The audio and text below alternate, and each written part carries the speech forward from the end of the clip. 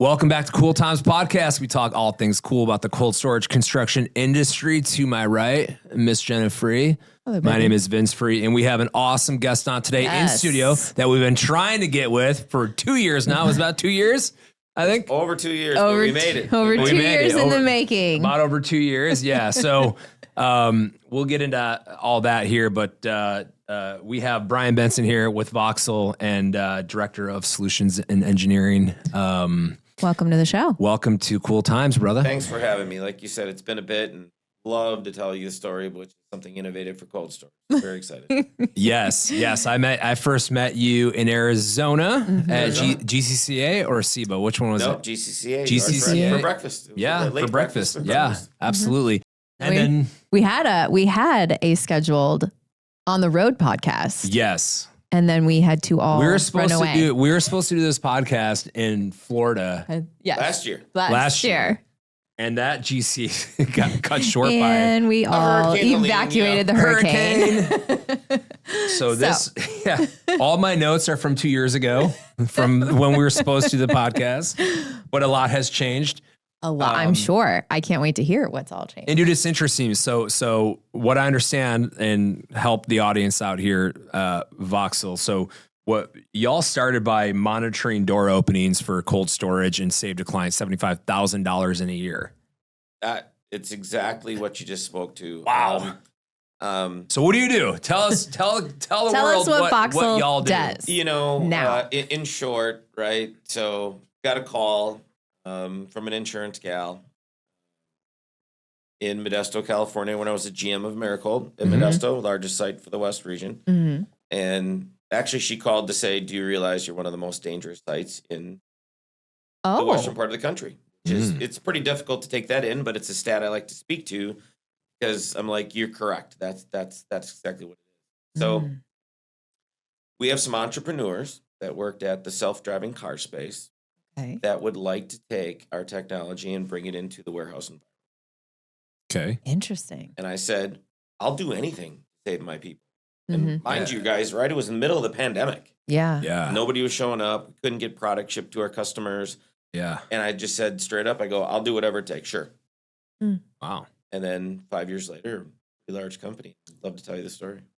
Well, we're here for that story. I'm here for it. That's a hell of an intro, by the way. I can't wait for that intro. It really is. As we all know, cold storage ain't sexy, so I'm trying to make it sexy. No, that's sexy. So So your background is in cold storage. So you ran a warehouse.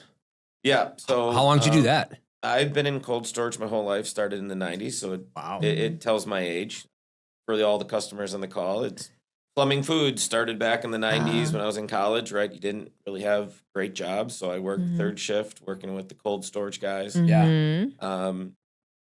Fast forward, right? My degree's in marketing, but I just learned every job in a warehouse. And Every worked job. from inventory, picking, loading, just worked my way up. And fast forward to now, I've done every job in the warehouse, and most recently I've been for the last 10, 12 years-ish. Wow. So you're in the pandemic. You have the most dangerous warehouse. Allegedly. Allegedly. Insurance says so, but I don't know so. Insurance says so. So they come to you and they say they want to make a change, help you make a change. 100%. What's going through? And you, it sounds like you're very people focused. Like, I want my people to be okay. I want everyone to be safe. 100%. What happened next? Well, as a business person, you had to also realize there's no capital at this particular time. So there's not money to allocate to this project. I do have a very tough union in my facility, and I'm a 1988 camera guy. So they're like, we need cameras. I'm like, but these not as good as what we're seeing with Vince and Jenna right now. 1988. So those are all the challenges that I put forth right away. And they said yes, yes, and yes. I'm like, all right. Okay. Dude, that's awesome. That's wild. So what are some of the biggest challenges for warehouses today in cold storage, and how's Voxel helping? I'd say the first challenge, and I can allude to a few of these, is obviously there's a lot of turnover. Okay. You know, who likes to work in a freezer all day? It's cold. Matter of fact, my associates, when I signed up to go to Americold in Modesto, they go, why do you want to move to Central Valley, California and work in a freezer? And I said, have you ever lived in a freezer? I'm from Wisconsin. Hey, so are we. Oh, Get what out of a here. small world. I'm from Sheboygan, Wisconsin. Sheboygan! Sussex, And- Muskego. Sheboygan. And all of our listeners like, huh? Like, we get made fun of for the names of our cities. Oconomowoc. Oconomowoc. Magwanago. Minocqua. Minocqua. How do you spell Minocqua? Oh my gosh. And then I went to college in La Crosse, and that's where I worked for Fleming Foods. Okay. Obviously, I hadn't have that luxury of all the college loans and grants and all that, so I had to work full time and then go to college full time on the third shift. The rest kind of just, alludes to realizing this is, you'll hear from all cold storage. Anybody in logistics will tell you it's not rocket science. Yeah. Like how to get product from A to B. Right. Sure. And we do that, right? But a lot of times I think we over complex how it is to get product on a pallet onto a truck and shipped to our customers. Sure. And I really started to realize that, hey, this could be something I'm good at. Like, I can't sell you anything, but I can put product on a pallet and ship it to you. That I can do. Yeah. And then just throughout my career, I just constantly, you work for customers, then they're like, hey, we want you to work for us, going through all the different food distribution. And by the way, for anybody that thinks there's no jobs today, work in the food industry. You always got to eat. Oh, yes, we do. I mean, always. Oh, yeah. And even during these inflation type times, Yes. the food industry is still booming. Think of the pandemic. And if that don't work at a bar. Well, you can do that too. In the Because pandemic, people though, like to drink. I mean, people, and that's another thing about the pandemic. Everybody were, hoarding their drinks, hoarding their food. And I think you both would agree. We've all learned that we don't have what's our backup plan if another pandemic would happen? That's why we're seeing the boom in the cold storage, because we've realized really quick when people hoard food, there's not a lot of food out there. It was scary times when we started the company.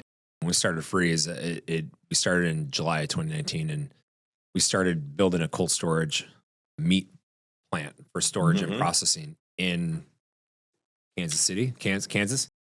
I think Dodge City, Kansas. Dodge City, Kansas. And it was wild because you would go to these grocery stores and the eggs are gone. The meat's gone. The canned food was gone. And it's like these shelves were bare. And it challenged our entire food supply chain. I think it scared everybody. Scared everybody. And everyone's like, oh, we need more. So yeah. I had to listen to my wife because Joe's, shout out. I said, Kara, can you just go to Trader Joe's and tell me how bad this is? And she took a picture and everything was gone from all the fruit. Yes. That made me understand that, hey, this is a lot bigger than just trying to ship groceries for the day. Oh yeah. People were not able to eat. Food wasn't. Did that have anything to do with the warehousers, the food service companies like McLean, KeHE, or US Foods, Cisco's, PFG's? Did it have anything to do with them not being able to have people work in the warehouse to get pallets onto trucks to those? 100%.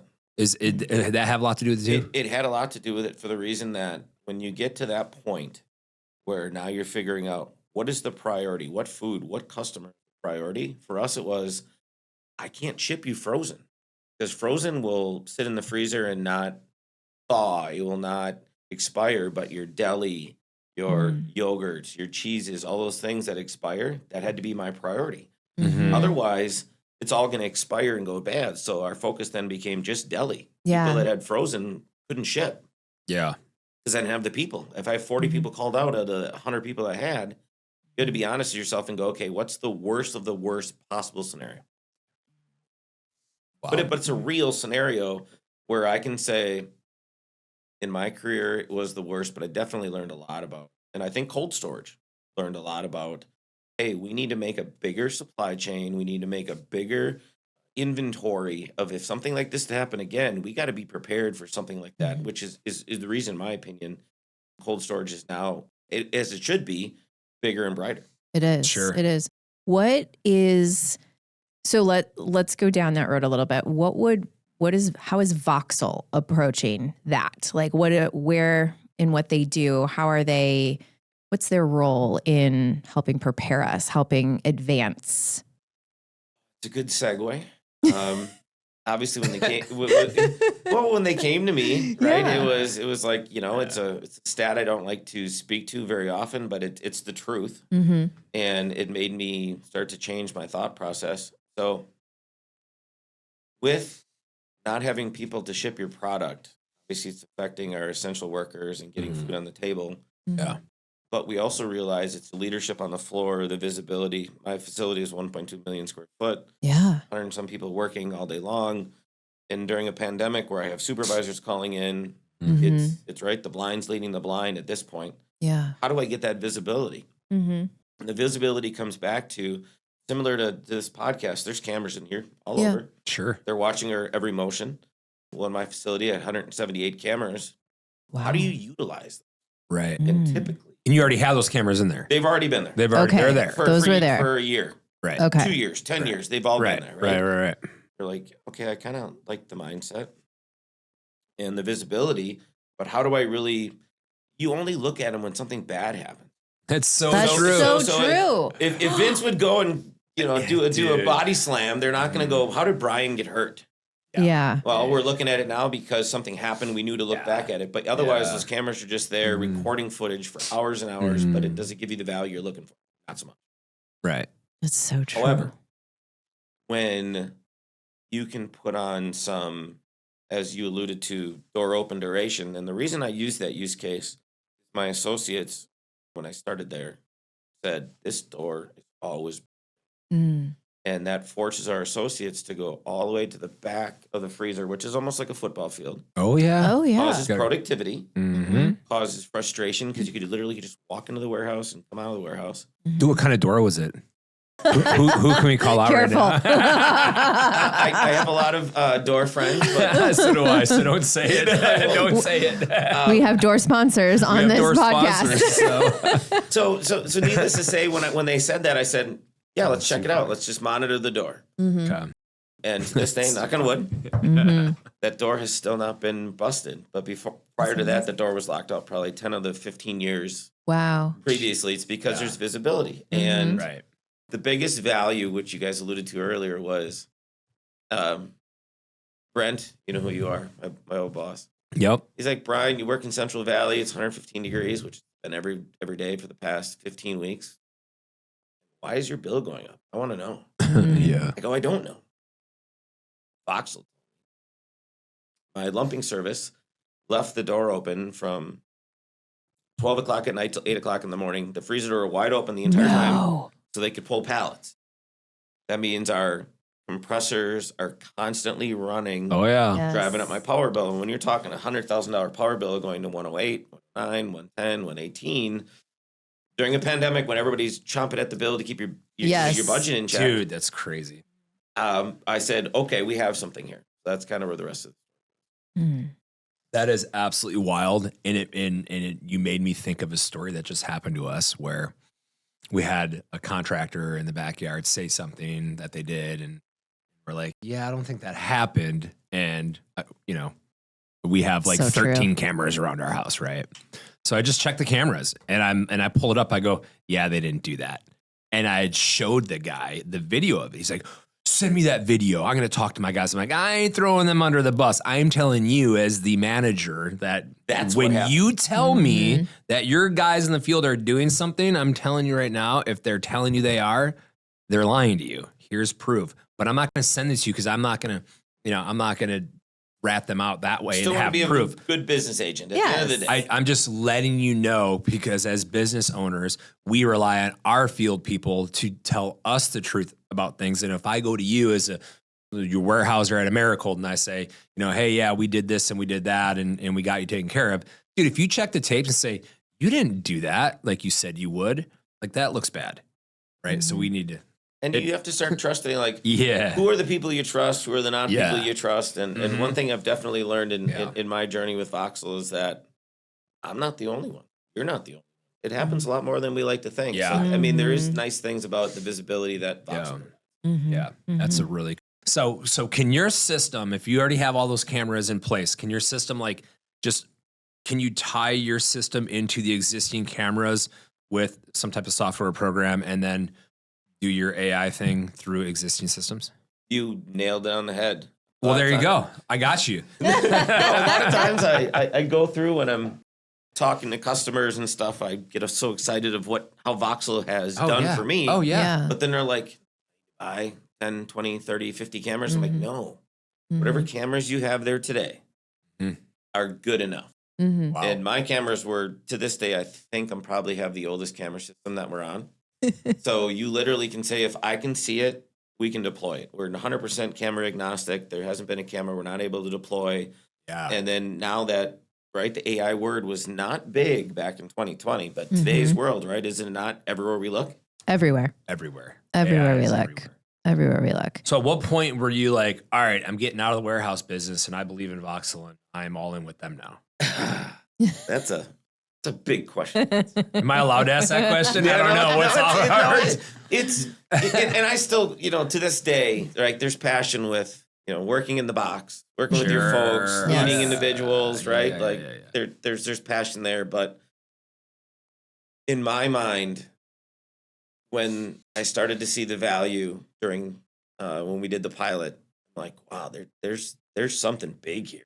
And the little bit that I can do in my 1.2 million square foot, I think we can. Which is not little, by the way. No. That's a big size. Like I think this could be worldwide in my mind. Yeah. Mm-hmm.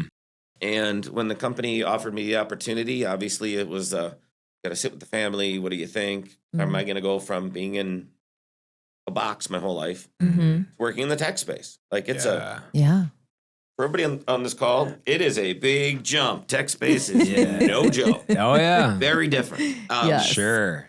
But at the same time, I think it was a good collaboration with tech people understanding what I do and then me understanding what they do. And I really understand. I think that's why Voxel has been very successful. It's like the meeting of the minds. Yeah. So it started where we were looking at this door. So in the kind of that sustainability space, how can we, save? Where has it gone as it's developed, Voxel? Where has the company gone? What other areas are you guys tapping into? So exciting. I guess I could say this just this week or last week, we got our Series B. Congratulations. Series B and, bunch of more money to, accelerate the team, get us worldwide, which we are worldwide now. Amazing. Worldwide as well. That, watching the door and then, talking to my associates. The associates came up with these use cases. I'm not going to say that we all think we know cold storage, but go talk to your associates, talk to your supervisors, talk to your managers. They do it day in and day out. And I know we all know it, but these people live it. Yeah. So then they said, Brian, let's look at like how we lift things, like picking product, going down a pick line. And so we have something that's called ergonomic assessment, which means it gives you the REBA score, which is rapid entire body assessment. So if you would try to go lift a half barrel over your head, pardon French, it would show that you need 2 people to lift it.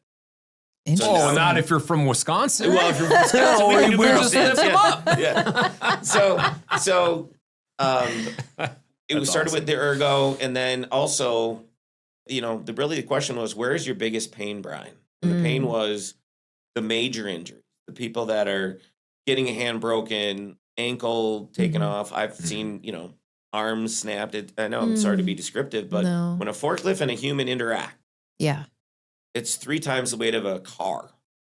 You're not going to win.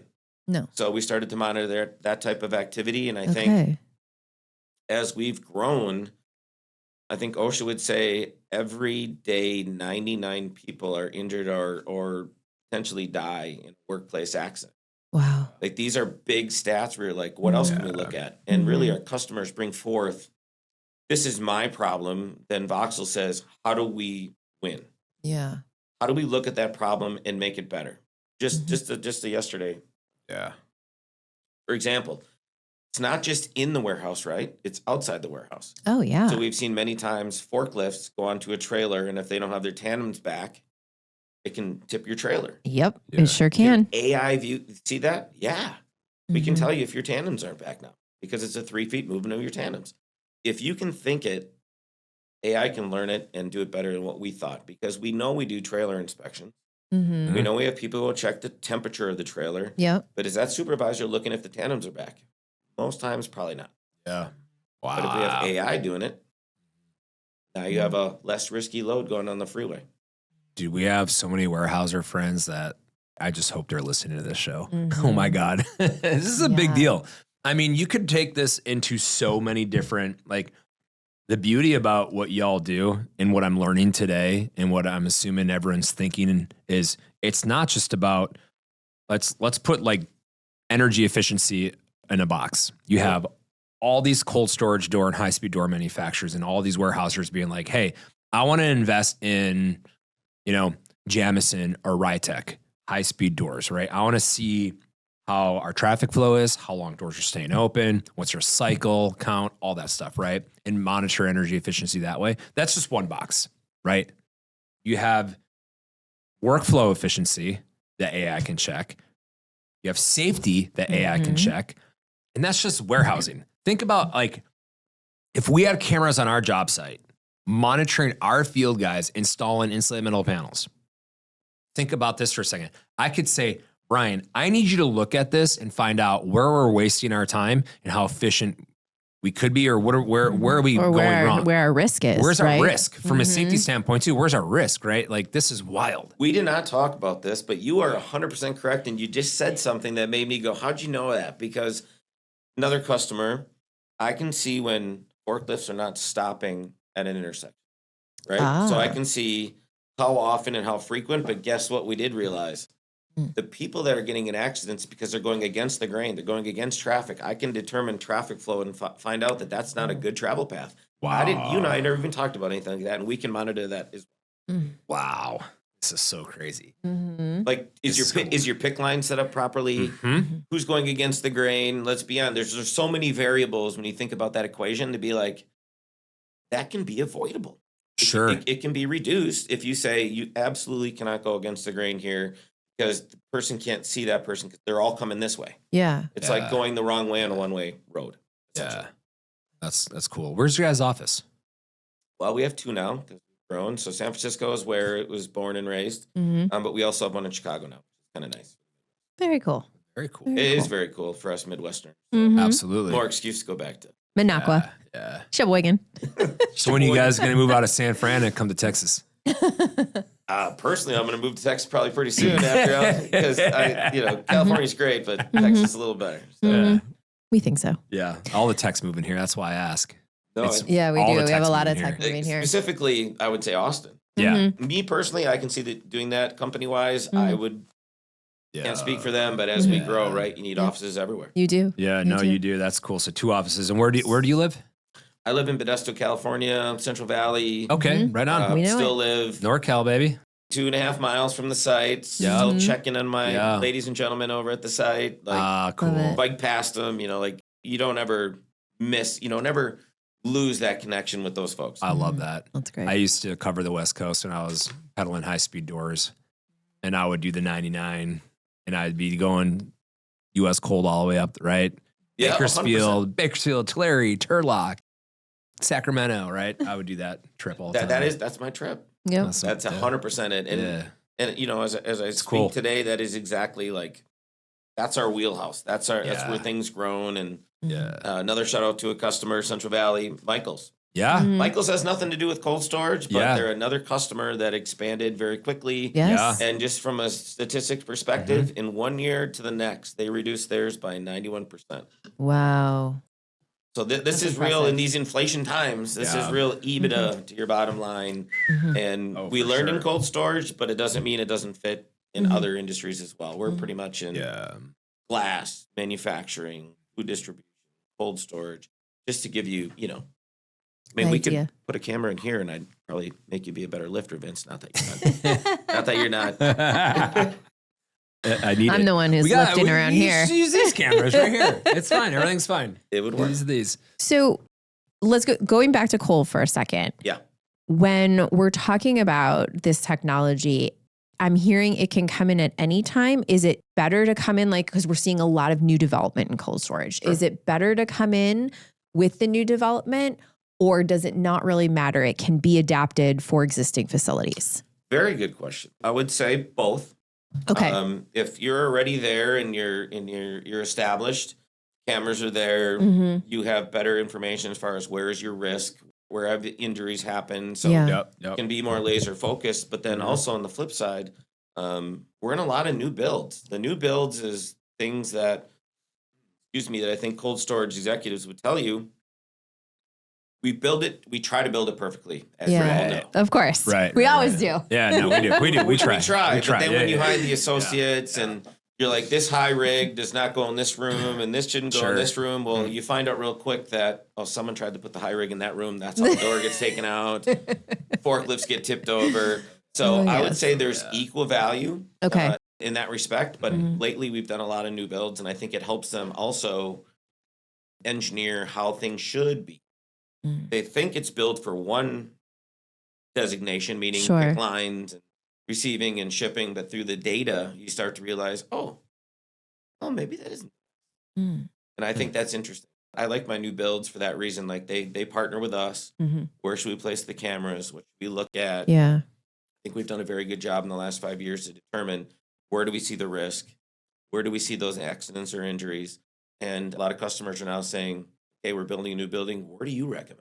And there are specific places, whether it's don't just focus on the roll-up doors, don't just focus on the dock doors. We want a little bit of everything. Yeah. Emergency exit. Is that the best place for that emergency exit? Maybe not. Yeah. So I think those are the things that we're learning in this process. Is there a better camera perspective setting to use? When you do, because you can do that cat eye or the panoramic where you can see the whole warehouse floor, but it's spanned over 200 feet. Yes. Or is it better to have multiple cameras that just are more laser focused in an area? Areas. That's a very good question. So we tend to see when you have a fisheye. Yeah, the fisheye. That's what they call it. Yeah. What do I call it? Yeah, no, cat eye. Panoramic cat eye. It's the same totally new. It's a totally new technology. We're gonna get there. We're gonna get into when you it. think of a clock, right? You can cut that fisheye into four. So I'll be give me the 12 to 3 o'clock view. Okay. And then it straightens out and we view that, or swap over to a different view. At the end of the day, I think we've learned a lot in our 5 years of existence that I can be that view. But at the end of the day, we can also turn them all on, see what hits you're getting, see what's firing out whatever use cases we have, and then switch those cameras. And that's part of the journey, is to learn where you're seeing those infractions, if you want to call it that. Got it. That was very cat eye. Cat eye. The cat eye camera. Even I was like, what's a cat eye? You guys know what I meant? Everybody did. I feel like that's we didn't know. Like a makeup application. Yeah, I know, right? Cat eye. Yeah. You wouldn't know. So all right. So being in the warehousing history that you have, you've seen such technology changes. Next 5 years from now, AI and Voxel aside, let's talk cold storage warehousing. The next 5 years, what technologies or trends do you see happening in warehousing? Tough one, but yes, I'm a visionary now. I was not. You're in tech now, baby. I mean, let's see the visionary in you. We thought warehouse management systems in the early 2000s were sexy. We thought labor management systems, transportation management. I did all of that. Yeah. I would say in the next 5 years, with our labor shortage, you're going to see more autonomous vehicles. I got to visit a customer last week, not in person, but they have 6 people running a 400,000 square foot facility with all autonomous forklifts. Yeah. Wow. So I've seen those Amazon warehouses that they have the robot pickers that just go around, like you see in the restaurants. And they're more dangerous though. Yeah. Because they no longer you can't say, hey, move over, Steve, or whatever, right. Or move over, Vince. Yeah. So I definitely see that. And then I also see not only from a dangerous perspective or less people because there's a labor shortage, I think everything will be able to be done in AI. Everything from receiving, shipping, inventory. Imagine a forklift just driving down a warehouse, autonomous. Yeah. And if it's got the laser on it and it's scanning labels, it'll literally do your cycle counting while it's. I love it. That's awesome. And I already see it. It's ready. Yeah. And so AI is I think AI is amazing. And I think for this scenario, AI is unbelievable and we need it because it can help us save energy. It's going to add safety, which is the most important. Yep. Let's add safety to all this stuff, right? Let's eliminate those OSHA stats of people getting hurt and not going home with their families. Brother. Now, what drives me absolutely crazy right now, and I'm going to go on a rant. Here we go. Is that I Soapbox. used to- Soapbox. I used to like love using ChatGPT to like help or clean up an email or organize something, right? And now I'm seeing everyone use it for like all of their social media posts, and you can tell. You 100%. can tell 100%. And it's like all of them are starting to sound the same. And Or like at least the format looks the same. the format looks the same. They all are starting to sound the same. Like I can tell now, I can go on LinkedIn and tell like that is y'all just AI ChatGPT buttoned that. it. you guys, that's not you. Right. And it's like, dude, do you. Like, what's your voice? How do you find that balance? What's your voice? Use your voice in this, right? Don't use like I don't even want to go. I could go on a rant forever on this. Is like, He's kind of on a rant. He's use going. your voice, right? And be more original. Be right. Like, don't just the easy button. Yeah, it's nice, but try to make it your own. Manipulate that. Make it your own. I mean, you can train it. That's my message to you. Can train it to have it your voice. So like take that next step, right? Like you still need relationship building. 100%. To people. 100%. My wife will tell you this, and I'm going to give you a small example. And I travel a lot. Come see you lovely people. Yeah, welcome to the headquarters, baby. and I put on there, I put something like traveling to Dallas, Father's Day, blah, blah, blah. And I hit the AI button. And I read it to my wife, and she starts laughing. She goes, every human in the world will know that you did not do that. Yep. And it's true. And it's true. Yeah. And I still feel like I agree. You have to have the relationship. You still have to be you. Like I do run-on sentences. My spelling is terrible. All the above. Yes. Then they know it's me. So what you just said is I would agree. I think we need a balance. Like AI is a good sidekick. It's a tool. Yeah. Yes. Yeah. But if you use it in your it's a good proofreader. well, definitely. That's It's what I your use it for. supporting actor. You're the main Because character. I'm just like you. I'll like have a comma or it should have been a period, and And then but I still feel like if we get lost too much into that, I mean, do we need relationships anymore? Well, no, I'm it's here- all about relationships. I'm here to build a relationship. Dude, I'm right? hearing companies like replace their entire marketing department to just using an automatic AI tool for all their stuff. And I'm like, I can tell. I'm not impressed. Can I go to lunch with you and understand what your needs and wants are? No, you can't. No. You still need that relationship building, Exactly. which will never go away. And I think anybody listening would say, agreed. Yeah. At least I would hope so. I think in our industry, in cold storage, for sure. 100%. I mean, Relationships are door openers. It's execution that Well, they're really keeps them coming back. and they're door really closers valued. for the Voxel. Yeah. Oh, hey-oh. Yeah. No. It's so true. I mean, it's I guess segue into that relationship piece, like that human interaction. Like, Brian, dude, what do you need? Right? Like, what can I do? You're building a new warehouse. What do you look for in a contractor? What do you want?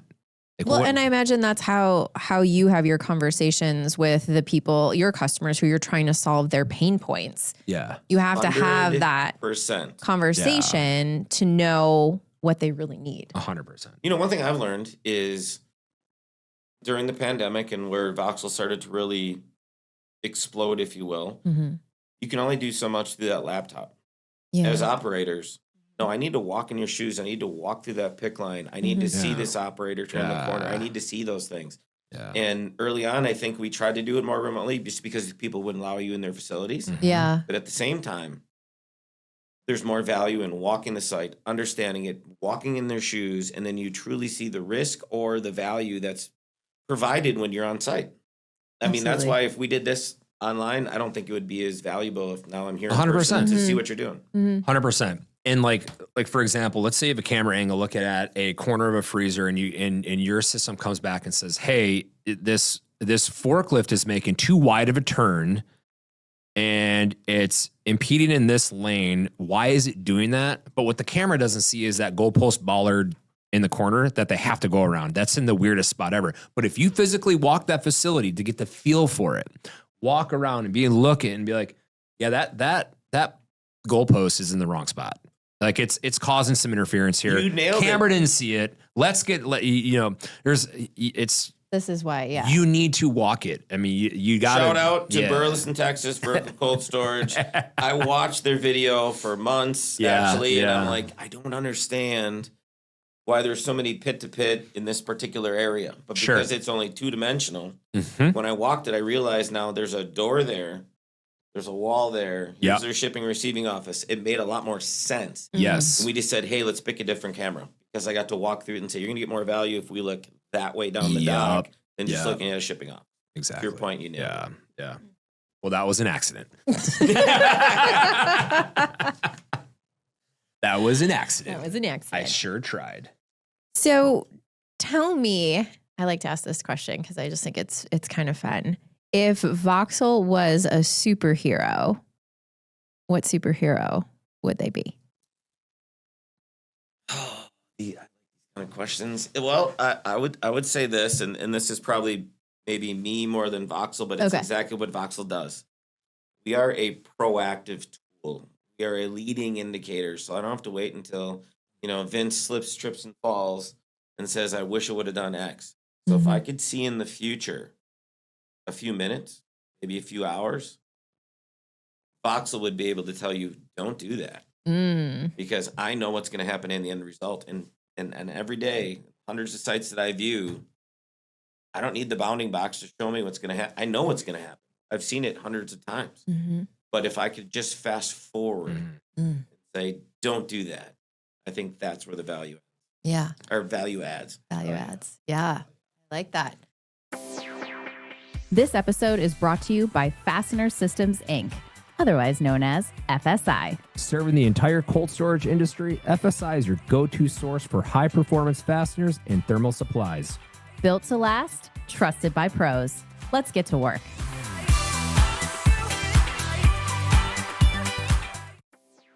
This episode is brought to you by Iceberg Mechanical, a nationwide leader in commercial and industrial refrigeration solutions.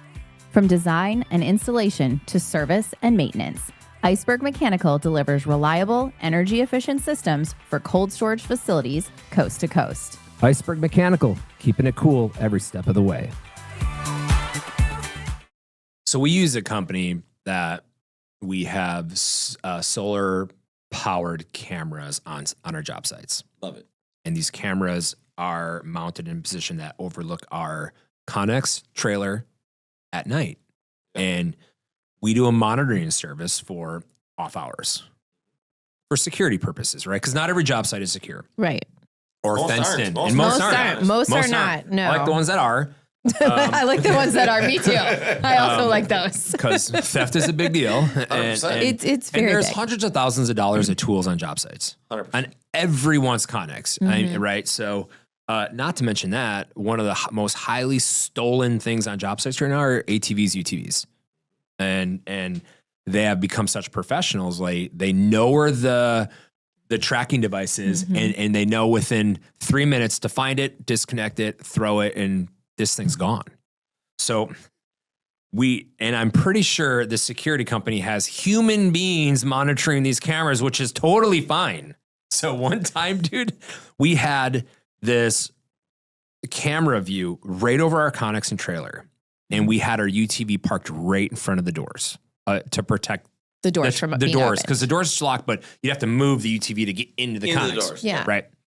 So literally at like 2:30 in the morning, guy comes up, cameras catch him, they see him. No one says anything. So like we have this app that pings us like, hey, we noticed someone on the Motion. job site. Is this authorized? Do we need to call the police? Blah, blah, blah, blah. Sure. So no ping, no nothing, right? We show up to the job site the next morning. This UTV's gone. Just gone. And we're like, dude, $20,000 UTV gone. So we go back to the tapes and we're like, dude, our UTV was stolen. What happened? You guys didn't like call the cops and nothing? We go back on the tapes, dude. This guy You can takes see him. 2 minutes. He's sitting there messing around with UTV, whatever, call it 3 minutes, gets the UTV started somehow, drives off. And we go, dude, why didn't you call the police? They go, well, they didn't break into your Connex. That's why we didn't call the police. I'm like, are you kidding me?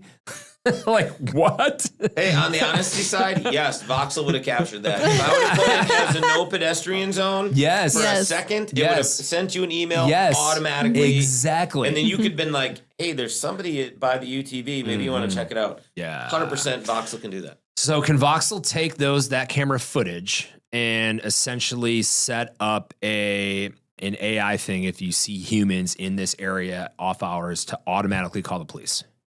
Can they do that? I'm getting pretty far down the road and I like where you're going. High tech stuff here. So one of our early customers, and this is great, Mike, you know who you are. It was a safety vest violation. So Vince walked through the facility without a safety vest. It was on a Saturday, and he goes, I puckered up a little bit because our building isn't open up.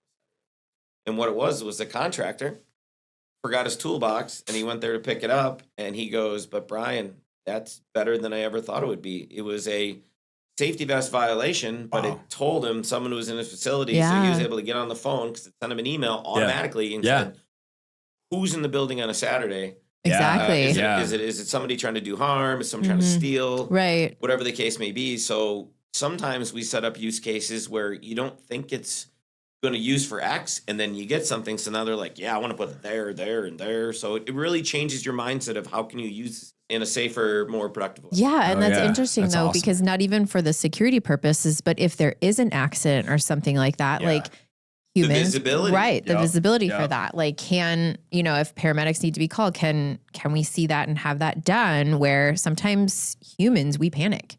I would expect us all to panic, but to your point, right? One thing I like about Voxel, and I think you guys will get a giggle out of it, is it's non-biased. So Jenna, Vince, you guys try to walk somewhere just for that second to go grab your keys off the counter, but you don't have your PPE on. Caught. It's gonna flag you. Yeah. Caught. You know what I like about it for the leaders on the call? Do that. When you want to roll out something like this to eliminate that big brother thought process of cameras are always watching, which they've always been there. Yeah. Be that guy to go as a leader, break those rules, right? And I think it's a lot easier when people are looking at the boss man doing all the dumb things. Yep. And then use those training videos for the new hires coming in instead of those old, I'm not going to say them, but the 1999 videos that someone gets forked in the stomach and you're like, it's not my equipment, it's not my facility. Right. Well, now use these Voxel videos. We can blur out the people or be yourself. Go out there and break those rules just so people understand that, hey, Brian makes mistakes too. And it's so much more relevant to use your own facility for your training, your own people for your training. Like, that's such a value add right there, because people are going to pay more attention to that, like you said, than the videos from 20 years when you're ago. walking a new hire through the facility, Yeah. did you remember these videos? Here's that risk area. Here's where it this happened. risk area. Here's this risk area. Really also sets the tone to be like, are you sure you want to do this? Yeah. Versus that high turnover rate. We've seen on average 20% retention in employees because they realize that, hey, they're really looking at me from a safety perspective. There's less injuries. Well, I'm going to work someplace that I know when I walk in the door, I'm going to be safe. Yeah. I can't say that at every facility today. I wish I could. Wow. Does the camera quality matter? Let's say you want to set up two questions.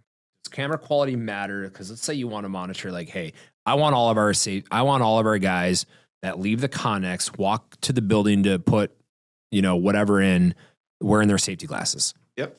Now, can a camera see safety glasses? Can you set that up that way, or is that getting too intense? Not today. Think about if you can see with the human eye, the AI can see it. But if you're wearing those clear safety glasses, I wouldn't be able to see it 20 feet away, more or less 50 feet away. Correct. But to your point, if I've been preaching this to some of the shoe providers. Have you ever heard of an AI boot? I giggle. Yeah. AI boot? What's that all about? That was a Sheboygan. That's the Sheboygan coming out. Where I had my associates all put orange shoelaces in their shoes so I could tell that those were the safety shoes. I knew that they were in compliance. And when you have 2 or 3 people that break their feet not wearing their safety shoes, I wish that instead of the shoes and boots being black and brown, the backdrop of of a rig or a pallet jack is black. You can't see them. Can't see it. Who's going to be the first vendor to come up? Hey, vendors, listen. Get an orange, green, yellow. Get a boot, because if your hand or your feet are dangling from your forklift, it's going to be able to see it. Yeah. Oh. Good call. So whoever's going to be the first manufacturer, let's do that. I like That's it. important. No, it is. That makes sense. So then you can. Well, that's why you can tell who's wearing a safety vest, like a yellow 100%. vest, right? 100%. Yeah, that makes sense. So we just buy custom, like bright yellow safety glasses. Totally. This is crazy. Right up your alley. Yeah, right up my alley. That's pretty wild. Specifically in the construction, Vince, where we do know that is one of the most dangerous industries. The only thing different is it's constantly changing.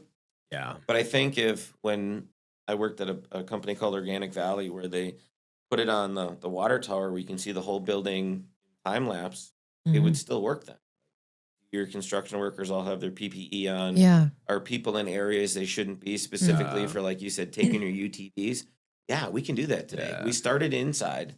But now on the outside of the warehouse is equally as dangerous. What about your hostlers, your spotters? Are they getting too close to each other? Are truck drivers going too fast through your driving into the facility? Yeah. When I say 10, do you know how many, even myself, I'll call myself, I've been caught doing 15. But can we start to monitor that stuff to ensure the safety of not only us, now it's your contractors, it's your other people coming in the facility. And I think we're just scratching. Oh, you bet. Is there an ROI associated with this? Like when you, let's say you go to GCCA, you talk to a bunch of warehousers, and I'm excited. Like I don't even have a warehouse, right? Like I'm assuming these guys get excited, but at what point they're like, all right, what's the ROI here? Like, what are they measuring? Is there a measurable here, or is it just like, hey, I want to learn more about my facility? I think it's a little bit of both. Me personally, it was the ROI of, did I reduce my TRIR, total recordable incident rate, year over year? That takes a year. Right? A lot of people want to see quick results, right? Yes. When you're doing this capital investment. You're kidding. No.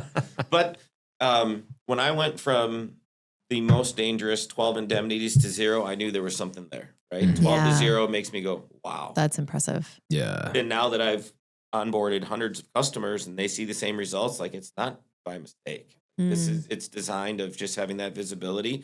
But I think also ROI is a big word. Yeah.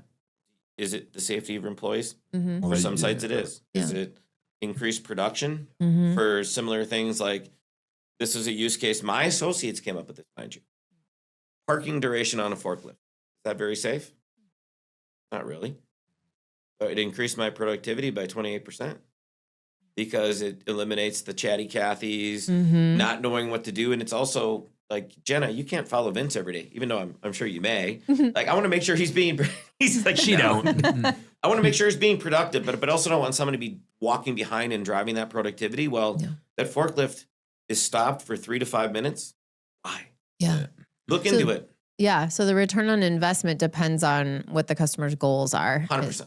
Yeah. But I think it varies. Some people want more safety. Some people want the visibility. Yeah. Some people want the productivity. I think it all encompasses. Mm-hmm. They're going to see it all at the end of the journey.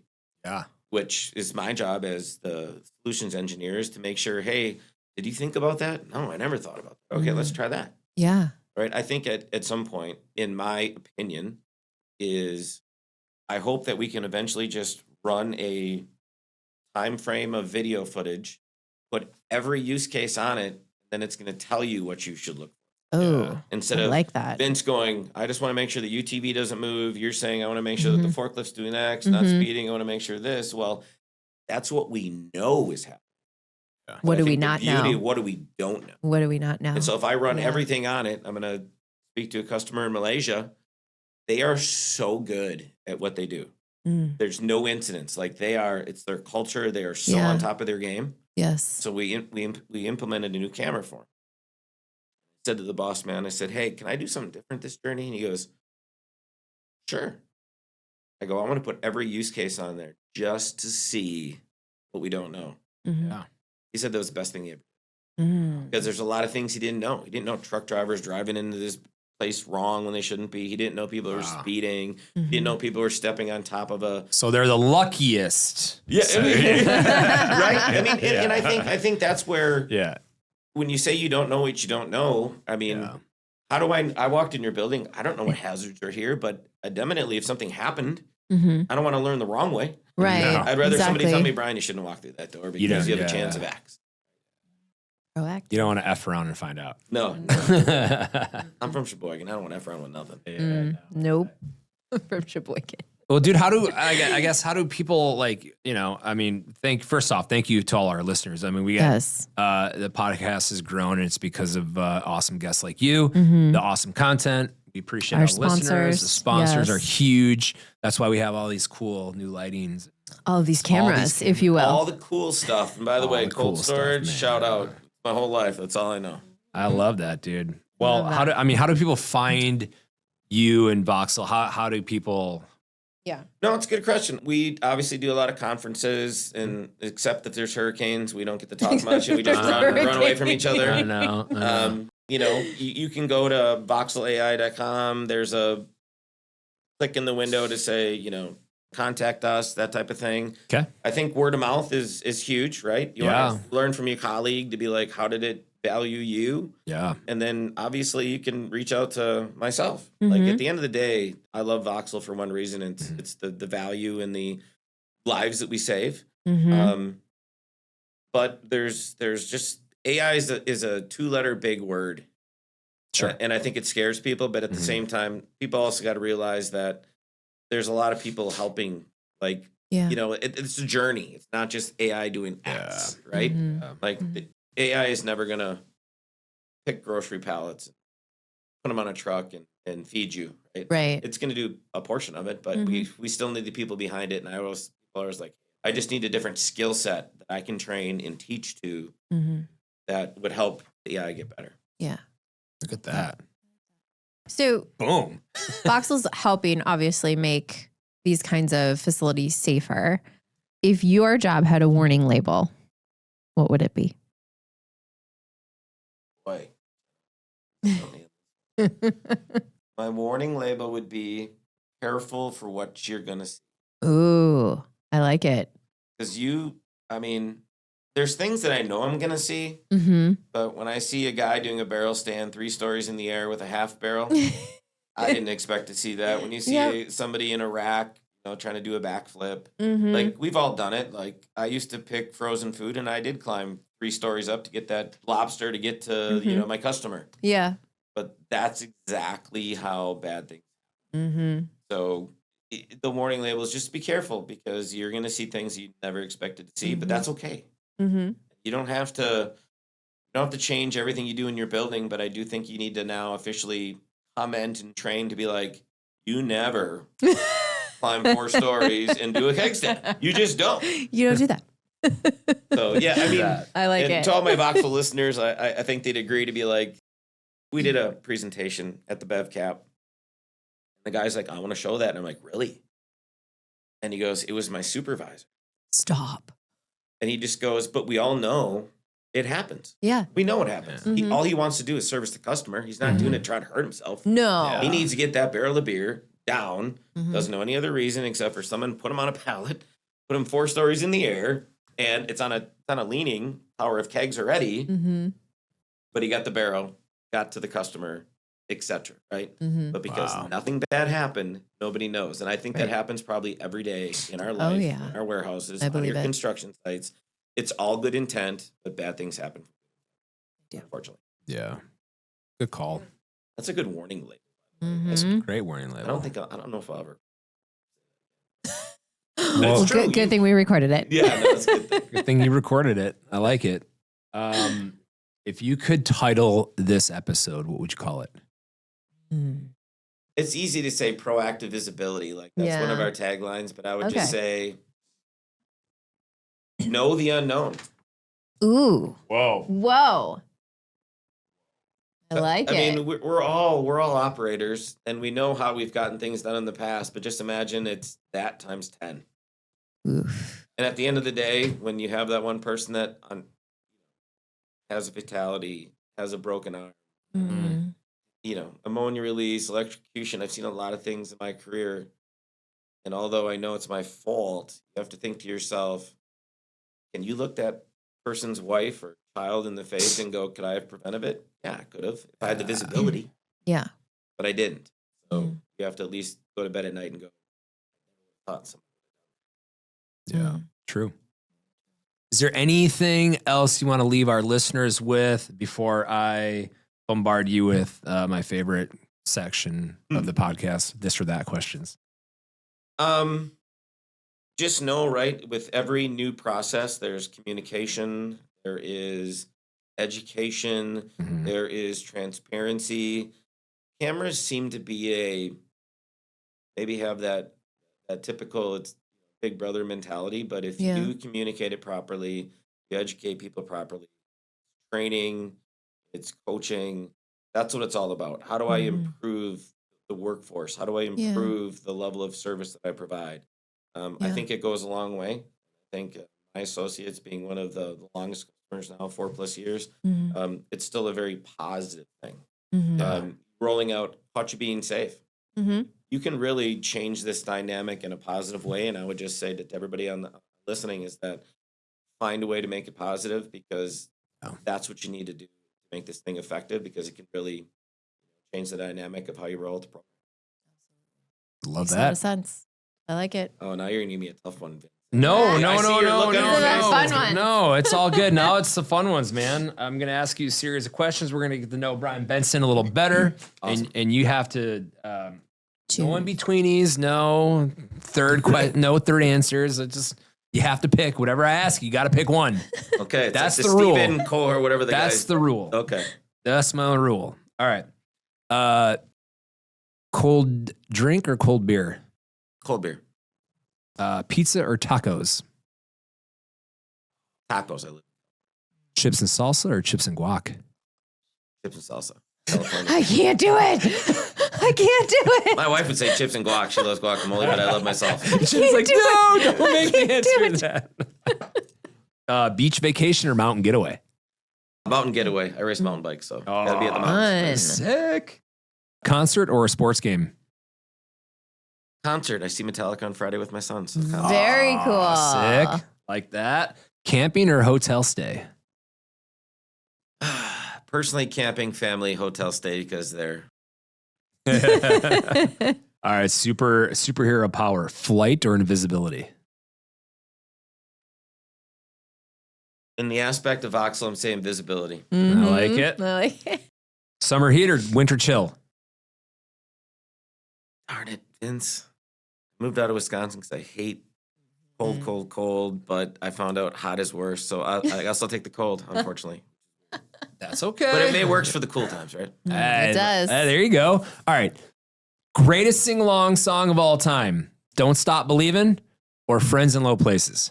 Don't Stop Believing. Ooh. There it is. I'm a soprano fan. So. Yes. There you go. Awesome. I love it. Dude, Brian, you were an absolute pleasure to have on our show. Thank you for one of coming a to see kind, my us. guy. You're one of a kind. You're a beauty, as we like to call it. Us hockey guys. I am one of a kind, so we'll probably have to edit most of this out. No. But at the same time, no, I absolutely love telling the story. It's really passionate to me. I'm glad that we continued to contact over the years. I want to say congrats on your hockey over in Europe. I've seen over the years, and you guys crush. Thank you. Jenna, thank you for the warm welcome. Thank you. Very Great to meet appreciative, you. and I'm happy I got to come here. So thank you. Yeah, for having dude. me. We are all thankful that you're on this show, and this is awesome. So, all right, guys. Until next time, thank you guys for listening to Cool Times Podcast. We'll see you on the next show.